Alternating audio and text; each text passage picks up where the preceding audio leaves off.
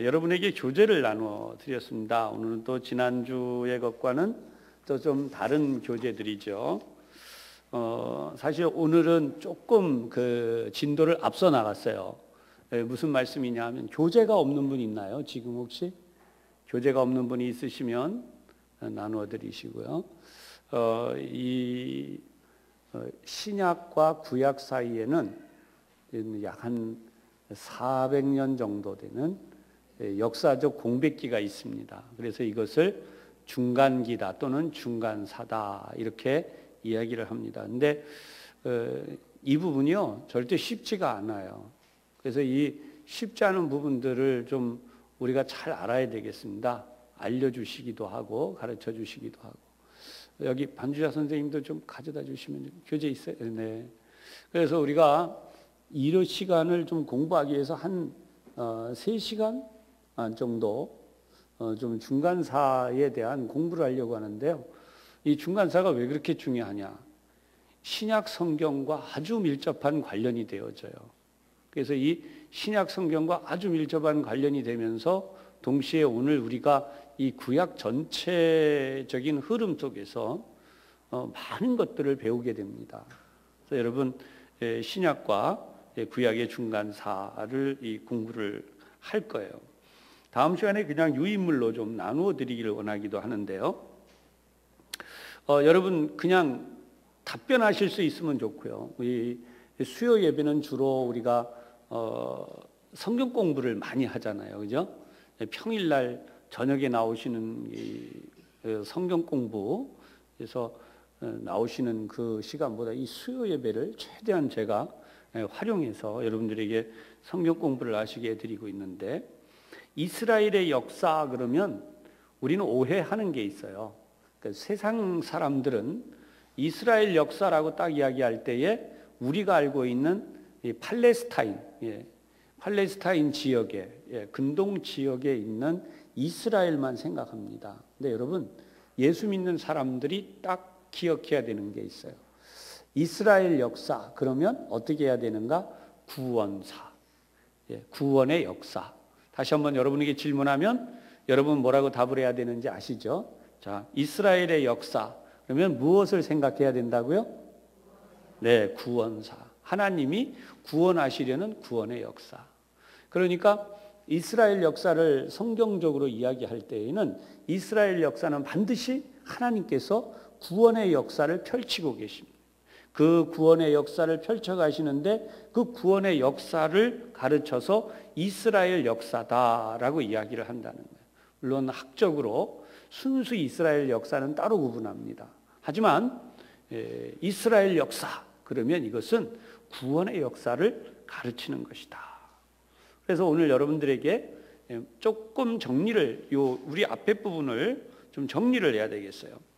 이스라엘 역사를 이야기할 때 성경을 이야기합니다. 성경의 역사다라고 이야기도 해요. 그러면 이때 이스라엘 역사를 제일 먼저 시작할 때 창조사라고는 이야기를 합니다. 창조사.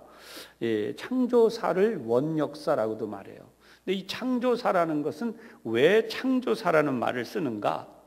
천지를 창조하신 하나님이 이 세상을 어떻게 창조하셨는가라고 하는 거예요.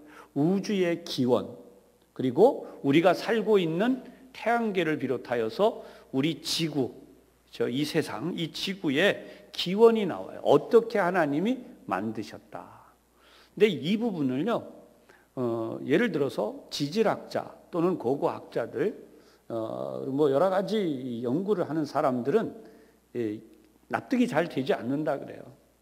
어떻게 그렇게 만드냐? 뭐 성경을 보면 아침이 되고 저녁이 되니 뭐 이렇게 뭐가 만들어졌다. 아침이 되고 저녁이 되니 뭐가 만들어졌다. 이해가 안 간다는 거죠. 당연히 이해가 안 갈 거예요.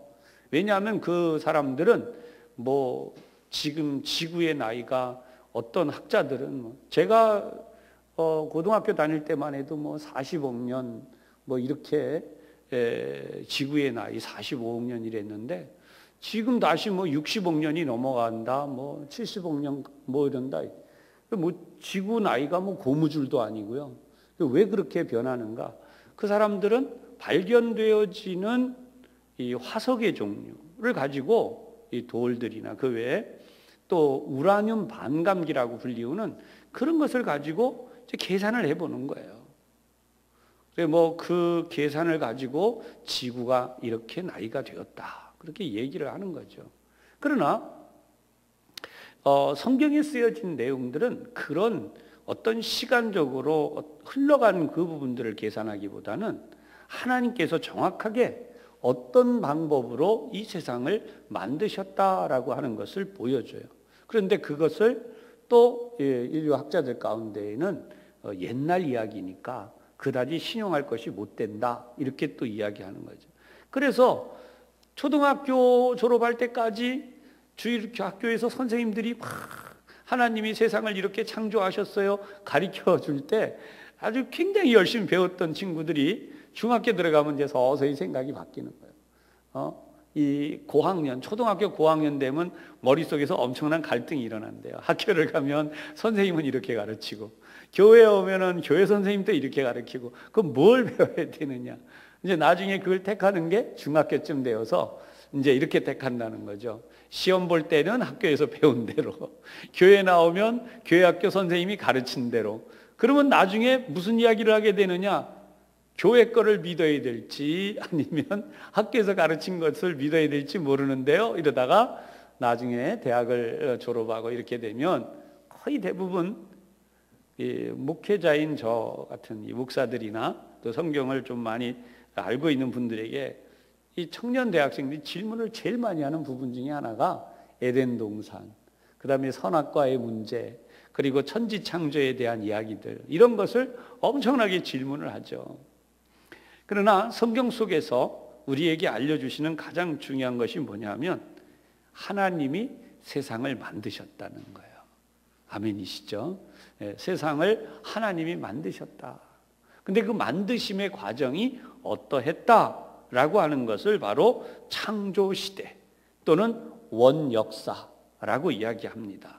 그 다음으로 이제 넘어가는데요. 그 다음 넘어가는 게 어떤 거냐면 하나님께서 인류를 창조하신 수많은 이야기가 있지만 그 많은 이야기 가운데 아담의 이야기를 시작하세요. 그래서 아담의 이야기를 통하여서 온 세상에 인류가 퍼져나가는 과정을 설명하시는데 하나님이 인간을 만드셨다라고 하는 것이 가장 중요한 메시지예요. 최근에 이제 굉장히 차별이 이루어져서는 안 된다는 것 때문에 많은 이야기를 하죠. 그래서 하나님은 백인이냐 아니면 우리처럼 유색인종, 특히 황인종이냐, 또 어떤 경우에는 하나님은 흑인이냐.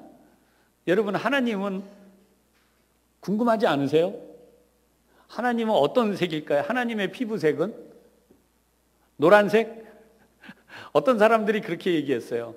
검은 사람하고 백인, 약간 흰색 피부를 가진 사람하고 중간이 섞으면 우리처럼 누렇게 된대요. 그래서 아마도 하나님은 노란 분일 것이다.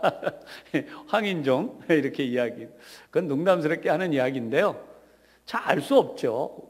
하나님이 백인이실지, 아니면 하나님이 흑인이실지, 아니면 황인종, 유색인종, 우리 이렇게 일지 알 수 없는 거예요. 근데 이런 부분은 엄밀하게 말하면 성경적이라고 하지 않아요. 그래서 그걸 비성경적 질문이다. 성경은 명백하게 하나님이 뭐라고 말씀해 주셨는지만 알면 돼요. 하나님이 아담을 만드실 때, 인류의 대표죠. 아담을 만드실 때 하와도 마찬가지지만 누구의 모습으로 만드셨다 그러냐면 하나님의 형상, 하나님의 모습을 다 함께 만드셨다. 하나님은 머리가 막 이만하게 크거나 머리가 한 2개, 3개쯤 되거나 그렇게 생기시지 않았어요. 하나님 누구처럼 생겼다? 우리처럼 생기셨어요. 그 이해를 분명히 해야 됩니다. 남자냐 여자냐 또 이거 가지고 막 뭐라 그러는 분들이 있어요. 그래가지고 또 거기서 하나님은 남자와 여자를 합쳐놓은 모양이다 이래가지고 거기에 또 논쟁이 많이 있습니다. 여러분, 그런 말도 안 되는 일로 자꾸 싸울 일이 아니에요. 우리는 이 밥을 먹잖아요. 그죠? 오늘도 아마 저녁 식사를 하고 나오셨거나 이 예배 마치면 하실 텐데요. 우리가 밥을 먹을 때 또는 음식을 지을 때 뭐 이러는 분은 없을 것 같아요. 야, 이 쌀이 어디서 컸지? 이 쌀의 성분이 뭐지? 이 쌀에는 지금 얼마만큼의 뭐 영양소가 들어있는가? 이거 다 조사하고 측정하고 통계가 나온 다음에 그거 갖고 밥을 짓는 분은 없을 거 아니에요. 반찬을 만들 때도 이번에는 뭐 호박을 얼만큼 넣어야 되고 오이를 얼만큼 넣어야 되고 파와 마늘을 어떻게 해야 되고 뭐 산에서 나는 나물들은 어떻게 해야 되고 또 가져온 나물이 이게 어디서 났고, 여러분 그런 분 없잖아요. 그냥 다 만들어 놓고 먹지, 한 수저를 딱 떠먹을 때 자, 내 몸에 얼만큼의 영양소가 들어갔으니까 지금 이 젓가락으로 김치는 얼만큼 먹어야 돼. 다 그걸 달아요. 일일이 무게를 다 달고, 그래서 그냥 조금 잘라 먹고 몸에 염분이 얼만큼 들어갔기 때문에 이 염분을 조절해야 돼서 물을 또 뭐 3분의 1컵 정도 마시고 다시 또, 그런 분 있나요? 아마도 그러면요, 제가 알기로는 얼마 못 사시고 가실 것 같아요. 그러니까 이런 잘못되어진 생각은 결코 성경적이지가 않다. 성경은 우리 인간으로 하여금 가장 건강하게 신앙생활을 할 뿐만 아니라 하나님께서 우리를 지으신 목적을 잘 이루기 위해서 우리로 하여금 하나님의 말씀을 대할 수 있게 해주신 거죠. 그래서 이것을 가르쳐서 하나님이 우리에게 주신 구원의 말씀, 그래서 앞에서 구원사라는 말을 사용했었습니다. 그래서 아담이 인간의 대표예요. 모든 인간은 다 아담이 하나님의 손에 의하여 지음받은 것처럼 저도 우리 부모님을 통하여 태어났지만 하나님이 영적으로는 만들어주셨고, 이 자리에 있는 여러분들도 하나님이 다 영적으로 만드셨어요. 그래서 태어나게 하신 거예요. 세상 사람들도 마찬가지입니다. 나는 뭐 하나님 몰라, 하나님이 누구야, 뭐 이러는 사람들도 다 하나님의 형상대로는 일단 만들어주신 거예요. 다만 성경을 보면 뭐라고 나오죠? 인간이 하나님을 배반하였으므로. 그것이 에덴 동산의 유명한 이야기예요. 뭐 에덴 동산에는 뭐 먹을 게 얼마나 있었냐, 뭐 왜 또 그걸 선악과를 따먹어가지고 이러냐, 뭐 이런 인간적 얘기를 자꾸 할 게 아니라 인간이 왜 하나님을 배반했는가, 그리고 인간이 하나님을 배반한 결과 인간에게 찾아온 비극은 무엇인가, 그것을 저수라고 알려주는 것이 에덴 동산의 타락의 이야기죠. 그 과정이 다 지나가는 그런 속에서 결국 인간은 하나님이 주셨던 구원의 길을 몇 차례를 놓쳤다는 거죠. 첫 번째가 에덴 동산, 가장 행복한 곳. 근데 거기를 놓쳐버렸어요. 그래서 하나님이 노아의 홍수, 우리가 아는 대로 노아 홍수를 통해서 하나님을 믿는 사람들만 추려내시고 모든 악한 사람들은 다 멸하셨다라고 나와요. 그런데 결국 노아 홍수 이후에 남은 자들은 선한 자들, 노아의 후손들만 남았지만 인간에게 찾아와 있는 것이 죄이기 때문에 노아의 후손들도 타락하기 시작했다.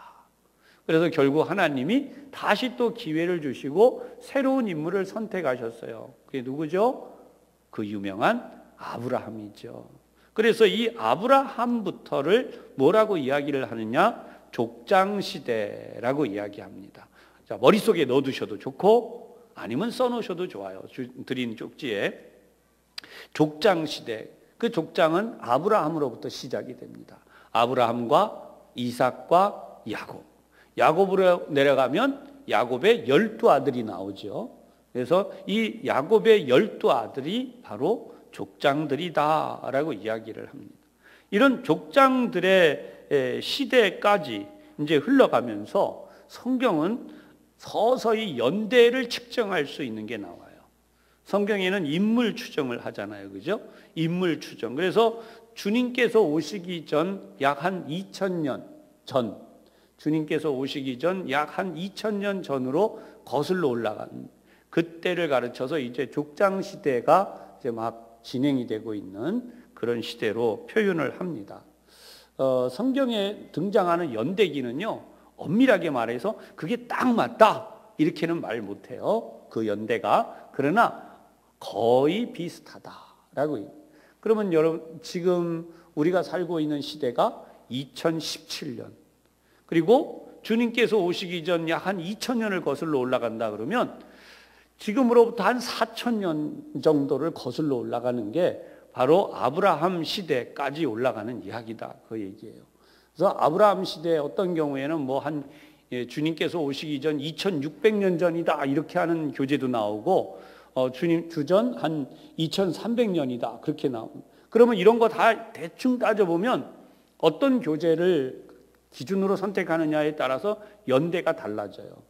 지금으로부터 2,000 몇십 년 전이 될 수가 있고요. 아니면 훨씬 더 올라가서 지금 아까 합쳐진 내용들 2,000 몇십 년 또는 몇백 년 이렇게 합쳐진 거에 따라서 약 한 4,500년까지도 거슬러 올라가는 거죠. 4,500년 전으로. 그러면 거의 상상이 안 돼요. 여러분 5,000년 전 이야기를 성경이 기록하고 있다는 거예요. 아브라함의 이야기를. 그러면 그렇게 보면 입이 딱 벌어지죠. 와, 5,000년 전 이야기네. 여러분 100년 살기도 어려운 세상에서 이 자리에 우리 어르신들이 계시지만 정확하게 우리 어르신들 여기 70세가 넘으신 분들 질문을 할 수 있는 부분이 있는데요. 그때 당시에 달나라에는 뭐가 있다고 그랬죠? 은토끼가 금토끼, 은토끼. 그 다음에 달나라에 개수나무가 있다고 그랬는데 달나라에 개수나무가 있어요? 금토끼, 은토끼 다 없어요. 무슨 세상에 이런 뻥이 어디 있죠, 그죠? 달을 갔다 왔지 않습니까? 지금 그거 믿는 사람 아무도 없어요. 근데 얼마 전에 어느 그 시를 보니까 어떤 분이 쓴 글인데요. 거기 그렇게 나와요. 상상 속에 그대는 우리의 동화를 잊으면 안 된다. 그래가지고 지금도 여전히 우리의 이상향, 달에는 소원을 들어주는 좋은 금토끼, 은토끼가 살고 있고 개수나무가 있고, 이 인간은요 그런 걸 원하는 걸 보면 성경에 있는 말씀을 가지고 뭐라고 할 필요는 절대로 없는 것 같아요. 성경은 하나님의 말씀이기 때문에 연대가 얼마다 이거 가지고 싸울 일이 아니고 거기에 담겨진 의미가 중요한 거예요. 여러분 사람이 세상의 어떤 학자들처럼 원숭이면 어떡하겠어요? 인간이 원숭이로부터 진화되어 왔으면요, 저는 분명히 말씀드리지만 인간이 아니에요. 원숭이지. 그게 어떻게 무슨 사람이고 인권이 있고 그렇습니까? 다 원숭이일 뿐이에요. 짐승일 뿐이에요. 그러나 성경은 명백하게 인간을 가르쳐서 뭐라고 말씀하느냐? 하나님의 형상대로 지어진 존재이다. 그래서 인간은 하나님을 만나야 돼요. 하나님과 교제해야 되고, 그리고 하나님이 주시는 복을 받아야 되고, 인간의 결국은 하나님의 품으로 돌아가야 된다는, 할렐루야. 인간은 결국 하나님 품으로 가야 되는 거예요. 그래서 이 과정을 설명해 주고 있는 거예요. 그래서 우리 조금 전에 설명해 드린 창조시대, 족장시대 이야기들, 그래서 설명을 쫙 해드렸어요. 성경이 지금 우리 통독으로 내려오고 있는데 창세기, 출애굽기, 레위기, 민수기, 신명기 여기까지. 그 다음에 이제 그 유명한 정복시대가 나옵니다. 성경에는 이때를 주님께서 오시기 전 약 한 1500년으로 대충 계산하는 이들이 있습니다. 1500년 정도. 세세히 따지는 분들은 1400년까지 막 얘기하는데 그냥 우리 복잡하게 갈 것 없고 그냥 머릿속에서 한 2000년 전, 주님께서 오시기 전 2000년 전이 족장시대 이야기다. 그러면 그냥 머릿속에 한 500년쯤 흘러내려가면서 이제 우리 왕정시대, 이스라엘 민족이 가나안 땅을 들어가게 되는 왕정시대 이야기다 해서 이 부분을 다 머릿속에 넣어두시면 돼요. 그 다음으로 나오는 이야기가 이스라엘 왕국의 이스라엘 왕국이 두 가지로 이야기를 하게 돼요. 하나는 통일 왕국, 또 하나는 분열 왕국. 이 통일 왕국은 왜 통일 왕국이라고요? 하나로 이스라엘이 다 통일해 나갔기 때문에. 분열 왕국은요, 이스라엘이 남북으로 나뉘어졌기 때문에. 그리고 여러분 다 공부하셨어요. 이스라엘이 남북으로 분열된 가장 커다란 이유가 뭐예요? 솔로몬이 우상을 섬겼기 때문인데, 솔로몬이 하나님께 복도 받았지만 못된 결국 우상 숭배를 해서 남과 북이 나눠져요. 이 남과 북이 나눠지는데 결정적인 일을 한 것이 누구냐? 이방 여인들입니다. 이방 여인들이 몇 명이에요? 1000명이나 여자들 가운데 1000명이나 되는 여인들을 왜 왕비로 맞았는지 모르겠어요. 제가 잘 몰라서 그러는지 모르는데요, 10명하고 결혼해도 살기 힘들지 않나요? 너무 많이 잡았나요?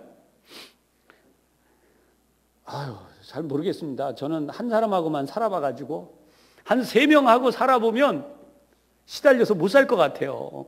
한 명하고도 아니지 이렇게 말하면 한 명하고도 우리 살기가 다 힘들다는 거. 우리 남자나 여자나 마찬가지예요. 저만 그런가요? 아니시죠? 남성 교우들 한 명하고 살기도 힘들죠, 그죠? 네, 끄떡끄떡 우리 장로님 하셨습니다. 한 명하고 사는 것도 솔직히 쉽지 않아요. 근데 3명하고 사는 것도 쉽지 않겠죠. 근데 10명만 얻어도 살기 힘들 텐데 1000명하고 어떻게 살았는지 몰라요. 그랬더니 결과적으로 우상을 섬긴 겁니다. 그러니까 인간은 이 우상을 섬기는 부분 때문에 이스라엘 나라가 망했다라고 하는 것을 말씀해요.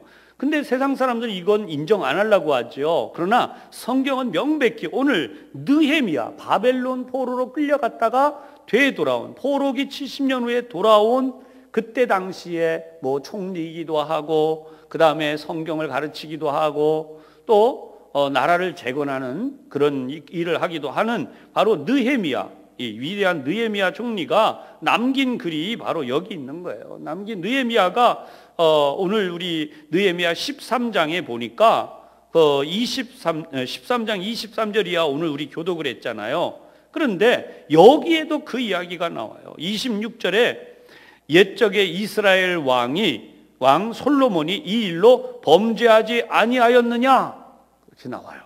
그런 많은 나라 중에 비길 왕이 없이 하나님의 사랑을 입은 자라.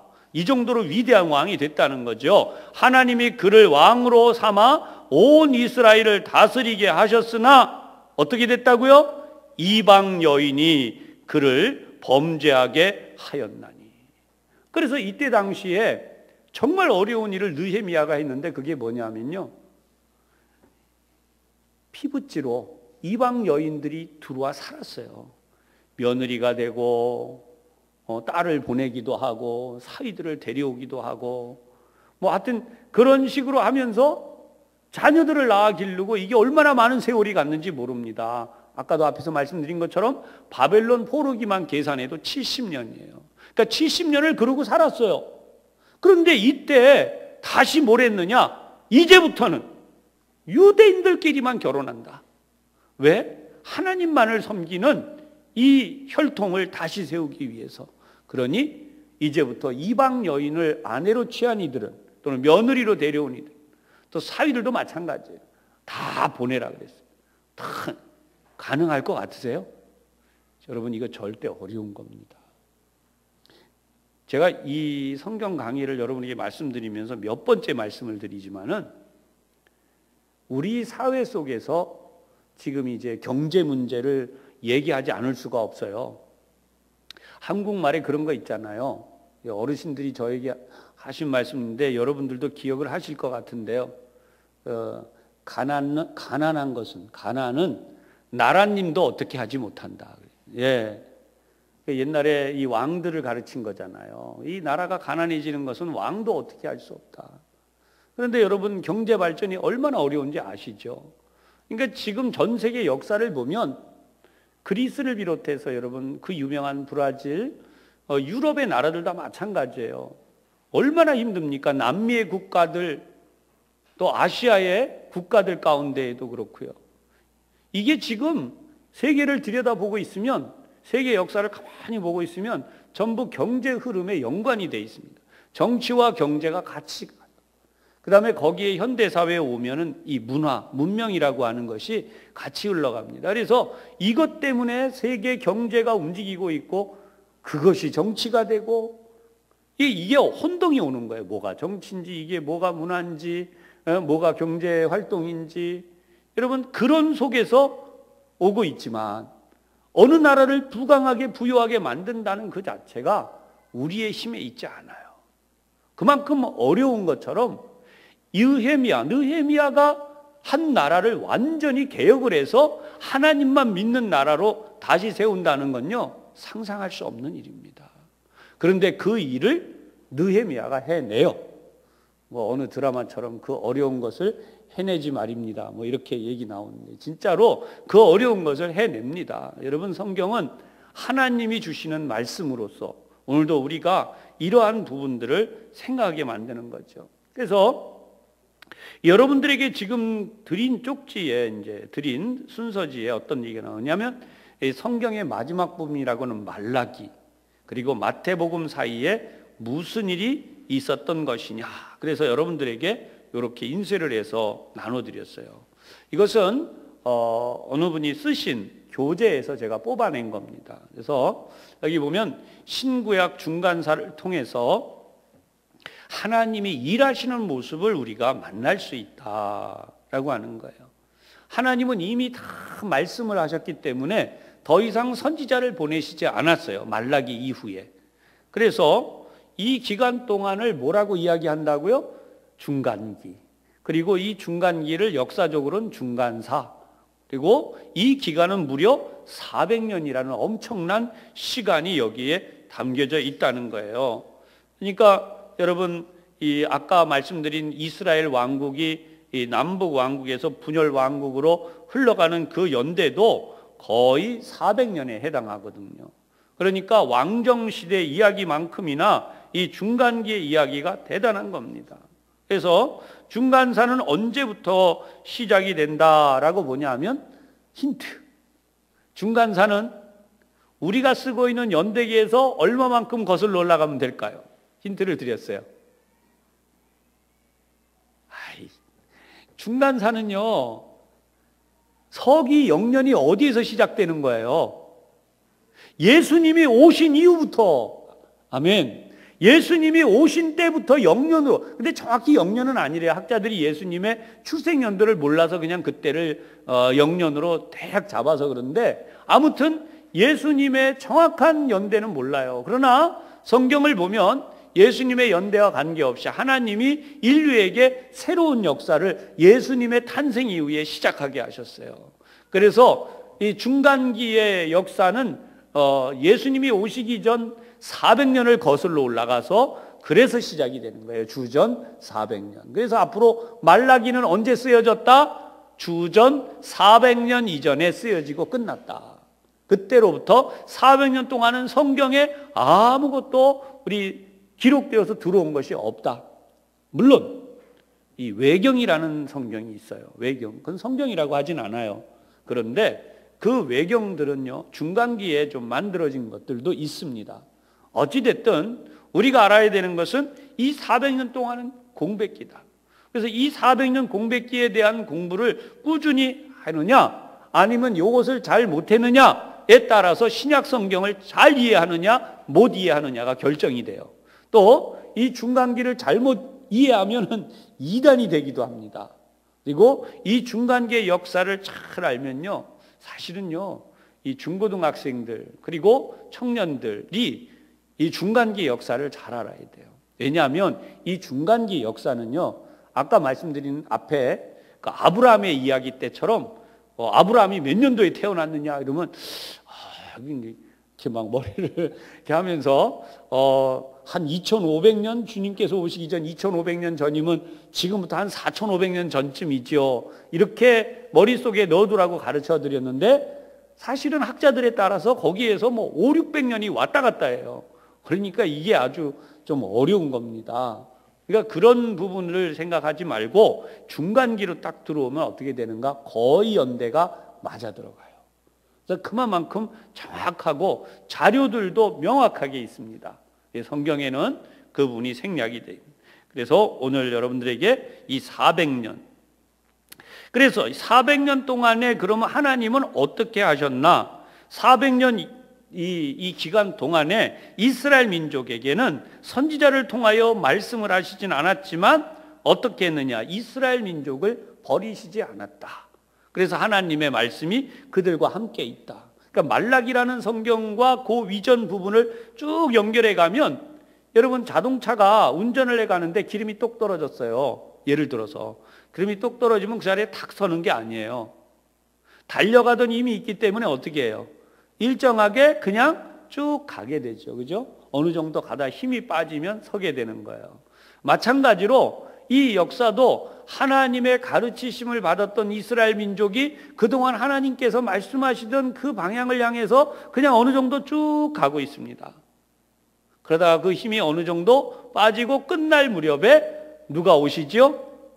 예수님께서 오셔요. 근데 예수님이 오시기 바로 직전에 일어나는 아주 유명한 일. 예수님이 태어나셔서 이 땅에서 사역을 시작하시기 6개월 전에 먼저 사역을 시작한, 성경을 보면 세례자 요한이 나옵니다. 그러니까 말라기 시대를 딱 듣고 보면 말라기 선지자가 외쳐요. 하나님의 말씀을 다 외치고 난 이후에 400년이라는 시간이 거의 흘러간 다음 요단강, 이스라엘의 요단강에서 갑자기 누군가 큰 소리로 외쳐요. 그걸 이사야서에서는 광야에 외치는 자라고 말하죠. 그래서 세례자 요한이 외쳤던 첫 마디가 뭐냐면 회개하라예요. 회개하라. 이스라엘아 회개하라. 그냥 하나님이 오신다. 이제 이런 거죠. 그래서 이 외침이 시작이 되는 때가 바로 이 중간기가 끝나는 시점이에요. 그래서 여러분들과 오늘 이 부분을 보는데 이 중간기를 성경은 우리가 어떻게 알 수 있느냐? 여러분 앞에 인쇄물 첫 페이지에 중간 아래를 내려가면 이렇게 나오죠. 바벨론 포로기 이후에 계속해서 강대국들의 다스림을 받는다는 거예요. 그러면 이 부분이 중요하게 나와요. 왜 그럼 강대국들에게 짓밟히고 괴롭힘을 당하는 이스라엘이 되었나? 바로 그것 때문에 뭘 하게 돼요? 메시아를 기다리기 시작해요. 우리를 이 고난에서 구원하소서. 만약에 강대국들의 밟힘 또는 그 어려움을 겪지 않았다면 이스라엘 민족은 메시아를 기다리지 않나요? 우리를 이 고통과 압제와 어두움에서 우리를 구하소서. 그래서 메시아를 기다리는 그 유명한, 여기에 제가 써드리는 않았지만 인쇄물에 써 있어요. 메시아 대망사상이라고 그래요. 메시아를 그리워하는 일이 생기게 됩니다. 근데 여기에 하나님은 또 놀라운 일을 하나 행하세요. 그게 뭐냐 하면 알렉산더 대왕이라고 하는, 역사 속에 알렉산더 대왕이라고 하는 인물이 등장을 하게 됩니다.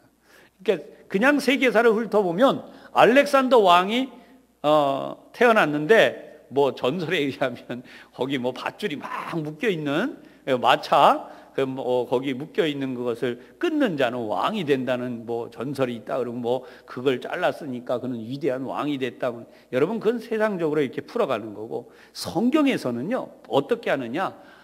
다니엘서에 보면, 나중에 우리 다니엘서를 공부하게 됩니다. 하나님께서 세우시는 인물이라는 것을 명백히 알려주세요. 그리고 이 알렉산더를 통하여서 하나님이 하신 일이 뭐냐면, 동양은 동양대로, 서양은 서양대로. 그 당시에 서양과 동양은 엄밀히 말하면 동양은 이제 이 페르시아 지역 이런 부분들, 그 다음에 서양이라고 하는 것은 이제 그 그리스 쪽, 유럽 쪽에 그쪽을 얘기하는 거였어요 당시에는. 그래서 이 부분들이 서로 나뉘어져 있었단 말이에요. 오랜 세월을요. 그것도 지리적 이유가 있고 여러 가지인데, 이것을 전쟁을 통해 가지고 동서양을 하나로 합쳐버려요. 정복 전쟁을 했잖아요. 그의 나이가 20살에 이제 시작을 해가지고 불과 몇 년 만에 23인가요? 그가 죽을 때까지 막 전쟁을 했다가 더 이상 차지할 땅이 없어서 막 통곡을 했대잖아요. 왜 땅이 이렇게 여러분 서울에서 부산까지 내려가고 나면요 진짜 느껴요. 제가 이제 뭐 오늘 때 예배 끝나고도 또 가야 되지만, 여러분 밤에 이렇게 쭉 운전을 하고 내려가잖아요 서울에서. 부산까지 내려가고 나면 진짜 더 갈 데가 없어요. 운전해서 갈 땅이. 자, 우리나라 땅이 이거밖에 없나? 이 생각을 몇 번씩이나 하는 거죠. 한 4시간 반, 5시간을 운전해 보면요 더 이상 갈 땅이 없어요. 야, 너무 작다.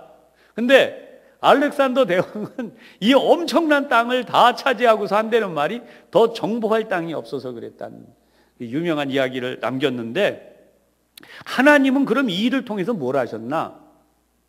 예수님이 오셨을 때요, 예수님의 그 복음, 하나님이 이 땅에 전하시려는 구원의 복음이요, 동서양이 딱 나눠져 있으면 복음 전파가 어려워요.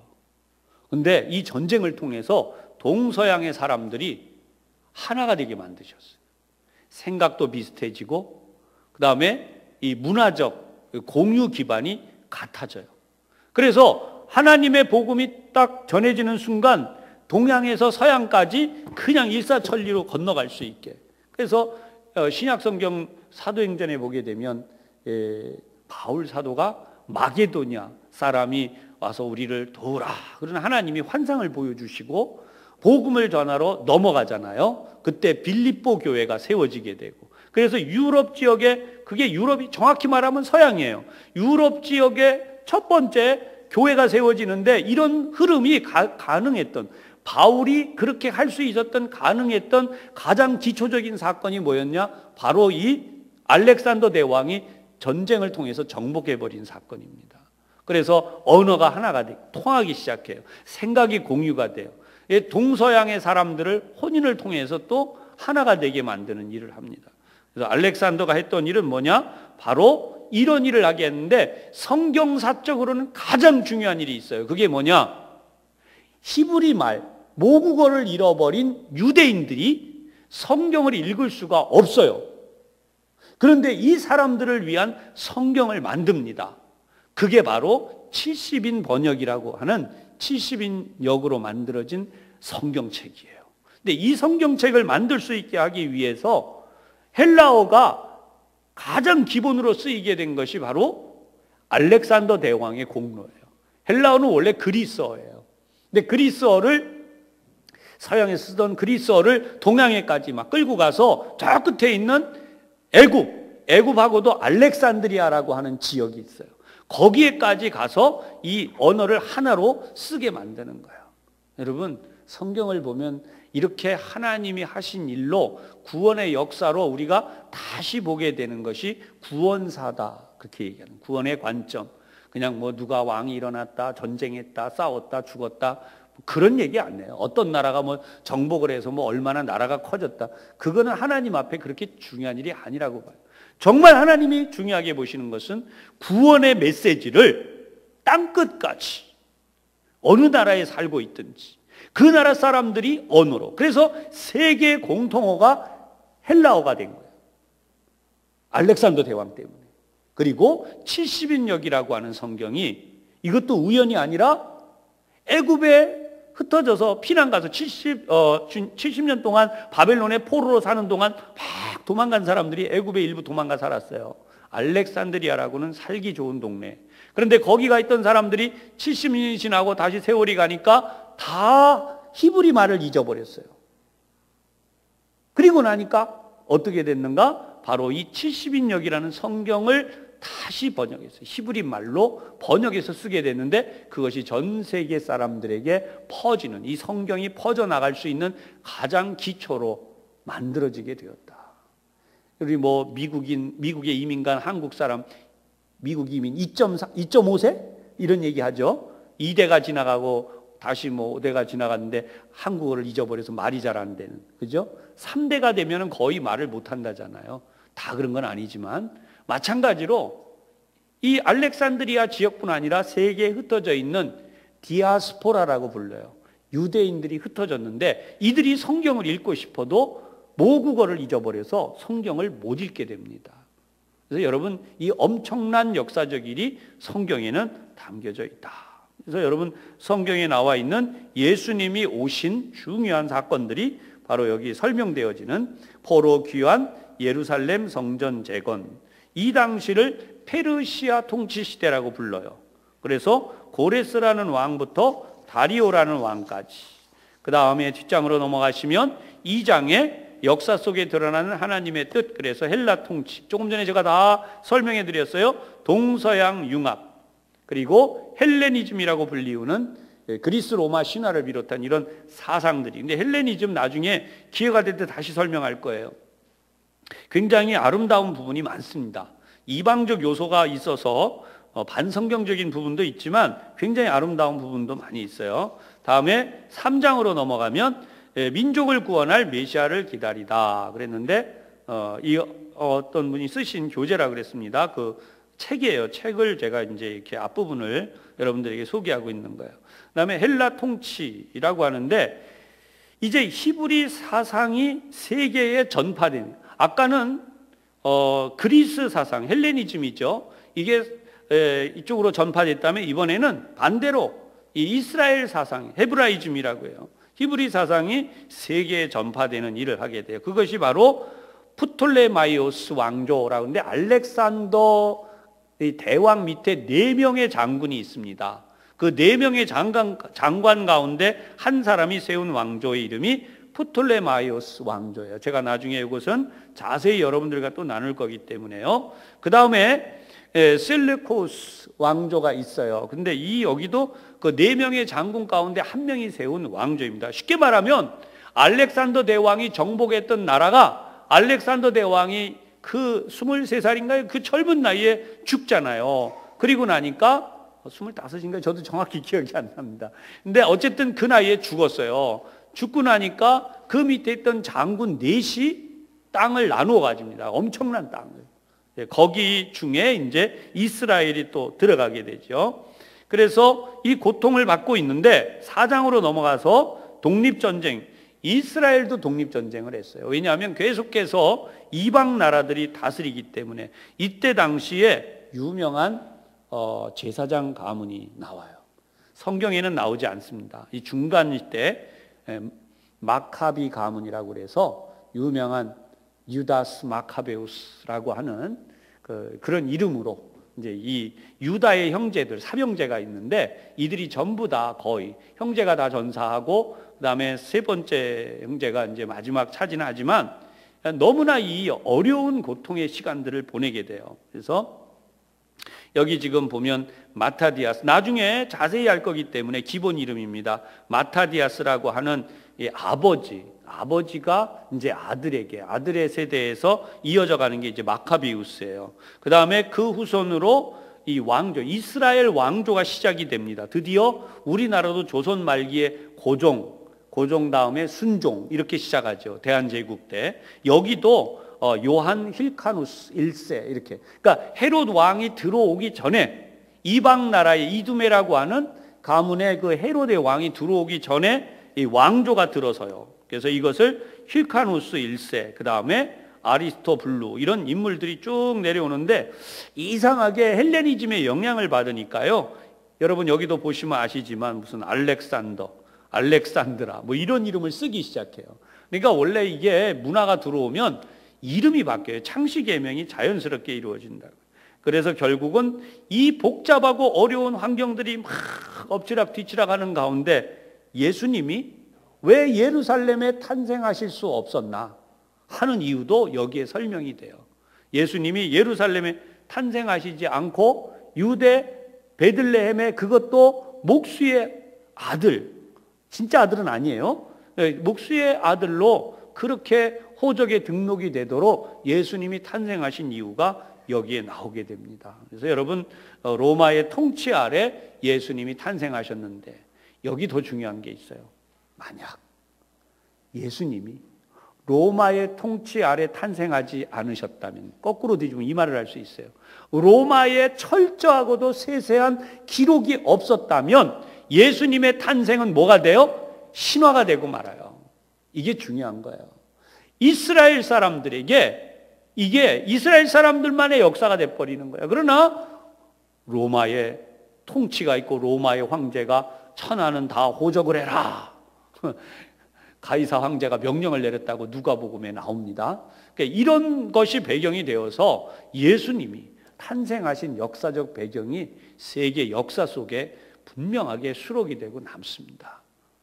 여러분 2000년 전 역사를 서기 영년 2017년이지만 지금부터 2000년을 거슬러 올라가 보세요.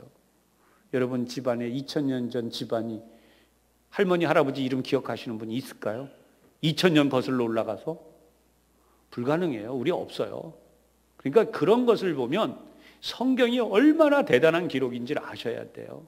성경은 무려 4,500년 전에 거기 그 시대에 살았던 사람들의 이름을 기록하고 있고 그 사람들이 어떻게 생활했다는 것을 기록하고 있다는 면에서 성경은 위대한 저서이고 그것은 사람이 쓴 게 아니라 하나님이 인간을 통하여 쓰신 하나님의 뭐다?